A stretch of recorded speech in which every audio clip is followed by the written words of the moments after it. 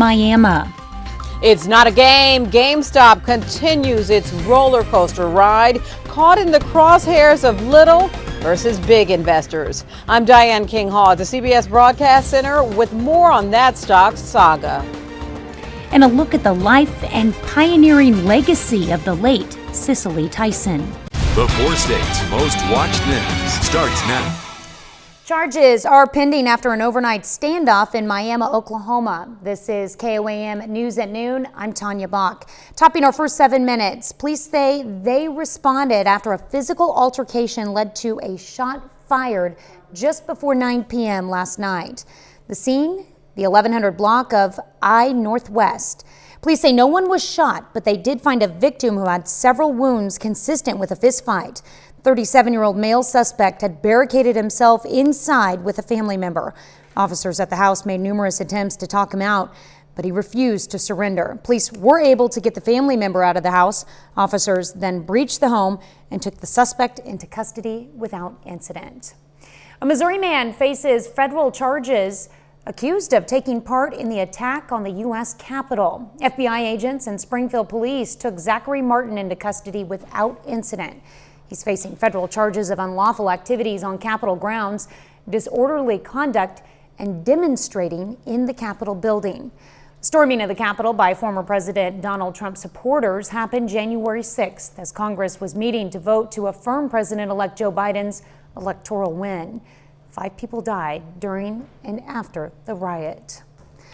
We've got warmer temps just in time for the weekend. Michael Haslip joins us for the first look at the forecast. Just in time for the weekend, too. I'm already eyeballing what's down to the southwest of us. We're starting to see a little bit of that precipitation begin to bubble up in Texas. But before we get there, it's going to be a gorgeous Friday. We've got clear skies. Look at how that cloud cover just wraps around us right there. But here we go. It's beginning to develop, and that's what's headed our way just in time for the weekend. Now, with that being said, we're still going to be able to cruise into the 50s later on this afternoon. We've got some high 40s, a 50 every now and then. I really think we'll get up to about 54, 55 here before it's all said and done. Then as the cloud cover begins to creep in from the west, that's when we go, Lone Star State, what are you feeding us? Well, watch this thing move out of Texas up through Oklahoma, straight through the southwest, and it's on us for Saturday morning. It is going to be a little bit of a wet weekend right there. We're going to have some heavy rain coming down. And on the eastern portion of the 4 states, even lasting all the way until Saturday evening. Now, after that, Sunday's not too bad. Very seasonable. We're dry, and actually a nice start to what I would say is the end of January, beginning of February with Groundhog Day. Yes. Groundhog Day. Your favorite day of the year. Thank you, William Beeching, for wanting that logo put on there. Yes, it is. That's coming up on the 2nd. But also, too, Tanya, here in just a bit, if you take into account the rain that we're anticipating on Saturday, we're going to look at a historical breakdown. Remember how wet last year was for the first 5 months? We're liable to close out 2021 in top 5 all-time fashion when it comes to rain. We'll see how much we get this weekend. Last day of the month. All right, thanks, Michael. Robin Hood, as the story goes, stole from the rich and gave to the poor. But many today are claiming the popular stock trading app named Robin Hood appears to be doing something close to the opposite. CBS's Diane King Hall has more on the controversy brewing on Wall Street. A situation some are calling a David versus Goliath battle came to a head on Wall Street yesterday. It all started when big players like hedge funds began shorting stocks like struggling video game store GameStop, essentially betting the price would drop. If it did, they would make money. Small investors, though, took to a Reddit forum to encourage individuals to buy, driving up the stock price dramatically and creating massive losses for those big-time Wall Street investors. They're kind of sticking it to the big institutional investors, the hedge funds, by basically forcing the big guys to lose money because they had been shorting or betting against GameStop. After about a week of individual investors pushing up prices, some online brokers yesterday placed curbs on trading, most notably Robinhood. Its CEO says it restricted trading on about 13 stocks, including GameStop. The move drew immediate condemnation on social media, including from several lawmakers on both sides of the aisle. Democrat Representative Alexandria Ocasio-Cortez tweeted, "We now need to know more about Robinhood's decision to block retail investors from purchasing stock, while hedge funds are freely able to trade the stock as they see fit." Interesting, isn't it? I understand that the administration is taking a look, the SEC is taking a look at what that is. Robinhood CEO insists it restricted trading not to appease its large brokerage firm partners, but rather it had to issue the curbs because of certain financial requirements. We absolutely did not do this at the direction of any market maker or hedge fund or anyone we route to or other market participants. Robinhood says it plans to allow limited purchases of the stocks in question today, though it will continue to monitor the situation. Diane King Hall, CBS News, New York. Now, this is a rare issue that's drawing agreement on both sides of the aisle on Capitol Hill. The leaders of the House and Senate committees responsible for financial industry oversight plan to hold hearings looking into Robinhood's decision and the circumstances that led to the market changes. It'll be interesting to follow this. That's a look at today's top stories and weather in our first 7 minutes. Up next on KOAM News at Noon, we take a look at the life and pioneering legacy of the late actress Cicely Tyson. And later, we're making a version of chocolate eclair cake in the Mr. Food Test Kitchen. Award-winning actress Cicely Tyson passed away yesterday at the age of 96. Her death comes just 2 days after the release of her memoir called Just As I Am. Chris Martinez takes a look at her groundbreaking and remarkable 7-decade career. Cicely Tyson spent much of her career playing strong black women, overcoming struggles. She recently sat down with CBS This Morning's Gayle King. Whenever I'm offered a script, what I'm interested in when I get it is why me? Who was that character and why did they want me to play it? And when I get to the point where I feel like her skin has fitted my arm or my mind, then I know there's something about her. From a sharecropper's wife to former slave, Tyson embraced her roles with vigor and humility. Born in Harlem to West Indian immigrants in 1924, Tyson started her career as a model who transitioned into playing bit parts. I was a very shy child. If you got 15 minutes of words out of me, you got plenty. I was a thinker. But her career was delayed until her 30s, when she found herself pregnant at 17 and in an unhappy marriage that only lasted 2 years. What they doing, Mom? 7 o'clock. Her breakthrough performance came in 1972 playing Rebecca, the wife of a Louisiana sharecropper in Sounder, a performance that won her an Oscar nomination. I'm going on 10 years old. She received widespread acclaim 2 years later with a versatile performance as former slave from the ages of 23 to 110 years old, and the autobiography of Miss Jane Pittman. That role came just as black women were beginning to get lead roles and earned Tyson 2 Emmys. The Kennedy Center honoree also won countless other awards, including a Tony and an honorary Oscar. What you doing hiding out here, girl? Tyson appeared in more than 100 roles on stage and screen in a career that spanned 7 decades. Her most recent was in 2020 in the Tyler Perry movie A Fall from Grace. Don't make me go back there. She said all of her roles were her favorites. Tyson was married twice. Her last marriage was to the late jazz icon Miles Davis. They divorced in 1989. President Obama awarded Tyson our nation's highest civilian honor, the Medal of Freedom, in 2016. Chris Martinez, CBS News. When Gayle King asked Tyson how she wanted to be remembered, Tyson replied that she always did her best. And I think she did. Still to come on the KOAM News at Noon, Mr. Food. Crush 'em or crush 'em, graham crackers are part of our lives. And just wait until you see what else we can do with them. But first, Michael Hayslip returns with your complete forecast.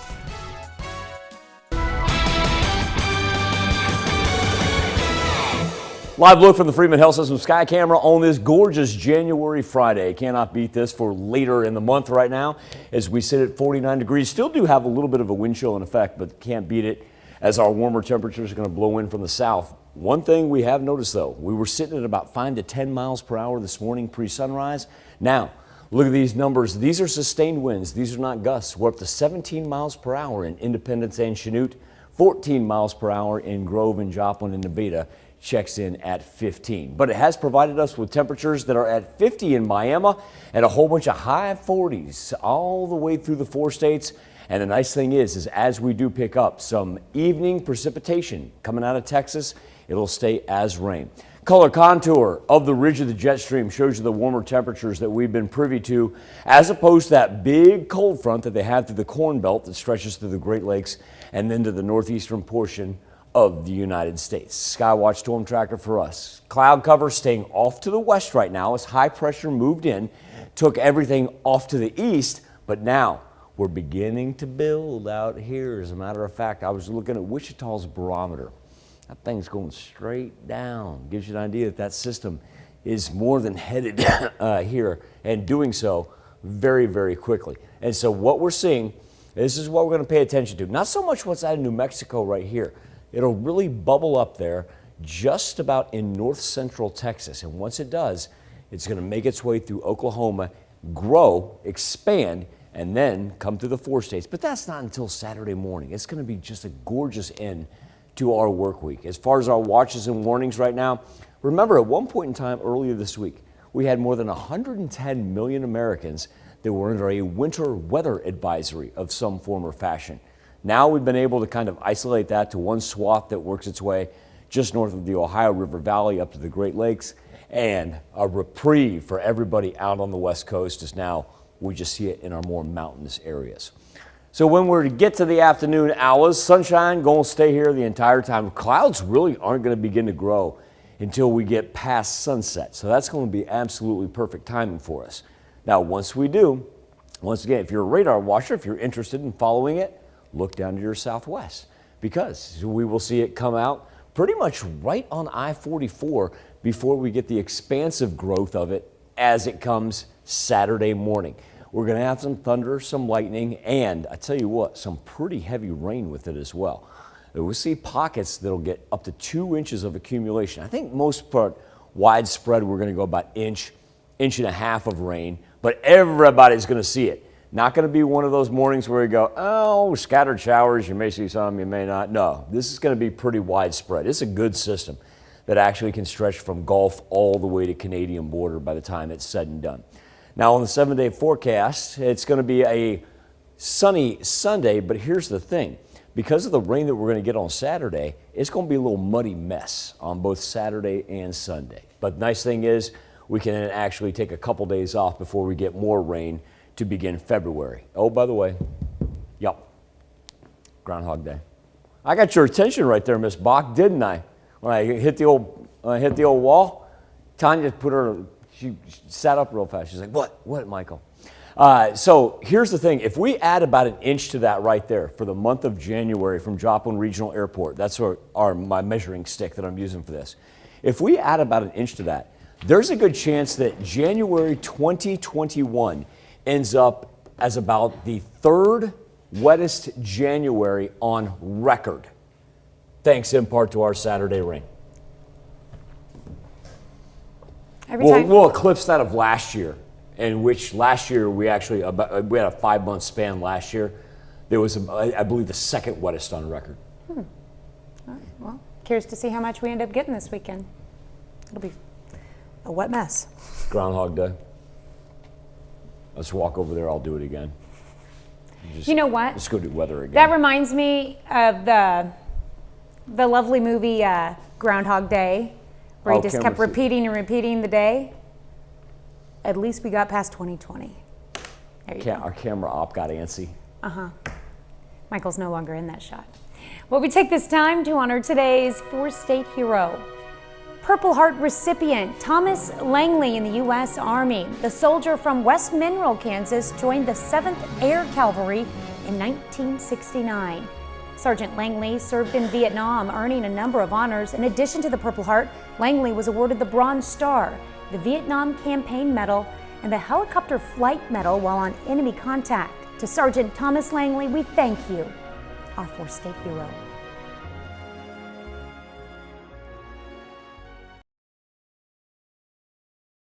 Need a simple but fancy dessert recipe to add to your Super Bowl spread?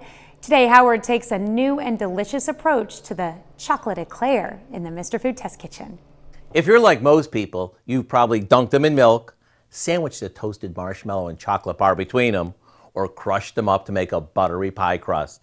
Of course, I'm talking about graham crackers. And today, I want to share one of our top-rated recipes that'll take them to a whole new level. We start by combining a package of instant vanilla pudding with some milk. Once it starts to thicken up, we fold in a container of whipped topping. At this point, it's pretty hard not to grab a fingerful right from the bowl. Now we line the bottom of a 9x13 pan with some graham crackers and spoon half of the vanilla cream over them. More crackers go on top, followed by the rest of the cream and another layer of crackers. It's kind of like making lasagna. To finish it off, we'll spread the top with a can of chocolate frosting. Once it chills and the graham crackers sort of soften up, it's done. With each piece, you get the taste of a bakery-style eclair without all the work. To get your hands on this all-star favorite, all you have to do is go to our website and look for chocolate eclair cake. I promise you'll be glad you did. I'm Howard in the Mr. Food Test Kitchen, where today we found a layer after layer way for you to say, ooh, it's so good. This would be a really fun one to make with the kids. Here's a look at our 4 state market prices.